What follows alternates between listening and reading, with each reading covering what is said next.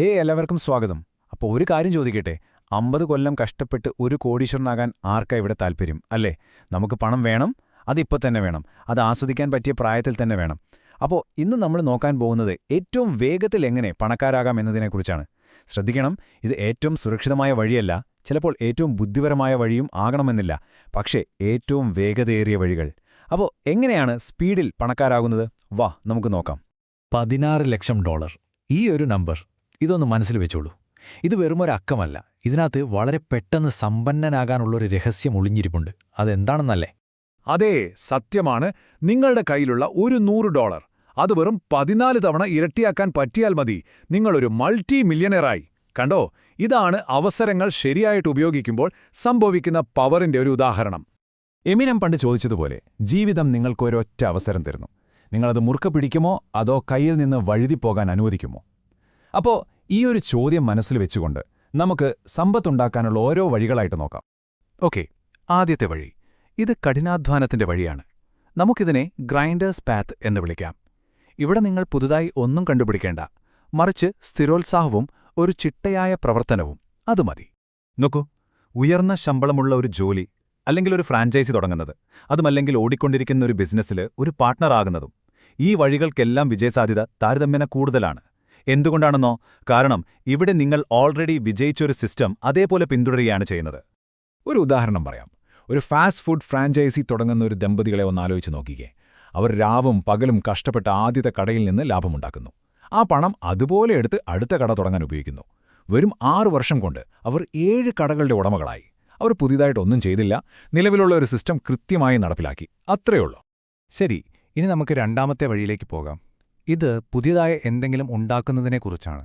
അതായത് 0ൽ നിന്ന് തുടങ്ങി ആളുകൾക്ക് ശരിക്കും ആവശ്യമുള്ള എന്തെങ്കിലും നിർമ്മിക്കുക. ശരിക്കും പറഞ്ഞാൽ ഇതാണ് ഒരു സംരംഭകന്റെ വഴി. ഈ വഴികളൊക്കെ നോക്കുമ്പോൾ വിജയസാധ്യത കുറവാണെന്ന് തോന്നാം, അല്ലേ? റിയൽ എസ്റ്റേറ്റ്, ഒരു സ്റ്റാർട്ടപ്പ് തുടങ്ങിയത് വിൽക്കുന്നത്, അല്ലെങ്കിൽ ഒരു പാട്ടോ വീഡിയോ വൈറലാകുന്നത്. പക്ഷേ ഇവിടെ വിജയിച്ചാൽ കിട്ടുന്ന പ്രതിഫലം ഭയങ്കര വലുതായിരിക്കും.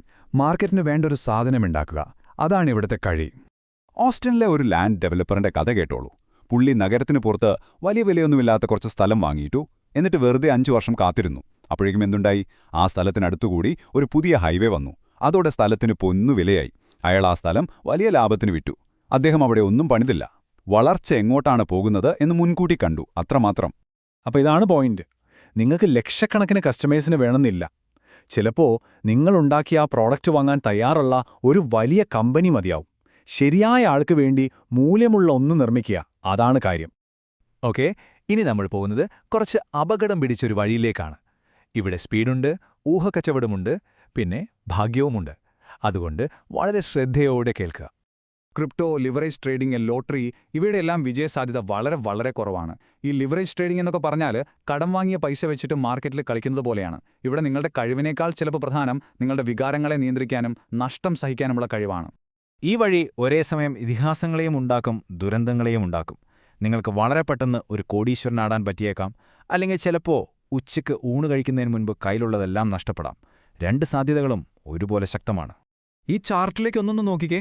ചൂതാട്ടക്കാരന്റെ വഴിയായ ലിവറേജ് ട്രേഡിംഗും ഗ്രൈൻഡറുടെ വഴിയായ ഉയർന്ന ശമ്പളമുള്ള ജോലിയും തമ്മിലുള്ള വിജയസാധ്യതയിലെ വ്യത്യാസം കണ്ടോ? ആകാശവും ഭൂമിയും പോലെയുണ്ട്. റിസ്ക് എത്രത്തോളം വലുതാണെന്ന് ഇപ്പോൾ മനസ്സിലായില്ലേ? അപ്പോൾ ഇതുവരെ നമ്മൾ 3 വഴികളെക്കുറിച്ച് സംസാരിച്ചു. പക്ഷേ ഇവയേക്കാളെല്ലാം ഉപരിയായി നിങ്ങളുടെ വിജയത്തിന്റെ വേഗത കൂട്ടുന്ന ഒരു സംഭവമുണ്ട്. അതാണ് യഥാർത്ഥ ഫാസ്റ്റ് ട്രാക്ക്. പ്രോക്സിമിറ്റി, അല്ലെങ്കിൽ നമുക്ക് സാമീപ്യമെന്ന് പറയാം. ഇതൊരു വഴിയല്ല, മറിച്ചിതൊരു സൂപ്പർ പവറാണ്. പണവും അവസരങ്ങളും ഒഴുകി നടക്കുന്ന സ്ഥലത്ത് നിങ്ങൾ സ്വയം എത്തിക്കുക, അതാണ് പ്രോക്സിമിറ്റി.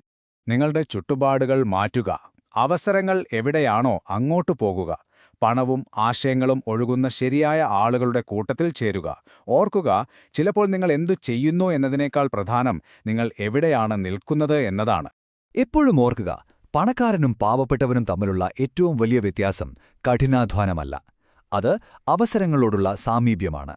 നിങ്ങൾ അവസരങ്ങളെ തേടിപ്പോയില്ലെങ്കിൽ വെറുതെ കഷ്ടപ്പെട്ടിട്ട് ഒരു കാര്യവുമുണ്ടാവില്ല. അപ്പോൾ നമ്മൾ പല വഴികൾ കണ്ടു, ഓരോന്നിനും അതിൻ്റേതായ നിയമങ്ങളുണ്ട്. പക്ഷേ ശരിക്കുമുള്ള ചോദ്യം ഇതൊന്നുമല്ല. ചോദ്യം ഇതാണ്: ഈ വഴികളിലൂടെയൊക്കെ നടക്കാൻ തയ്യാറായ, അതിനുവേണ്ട കഴിവുകളുള്ള ആളായി നിങ്ങൾ മാറിയിട്ടുണ്ടോ? ഇതിനെക്കുറിച്ചൊന്ന് ചിന്തിക്കുക. നമുക്കടുത്ത തവണ കാണാം.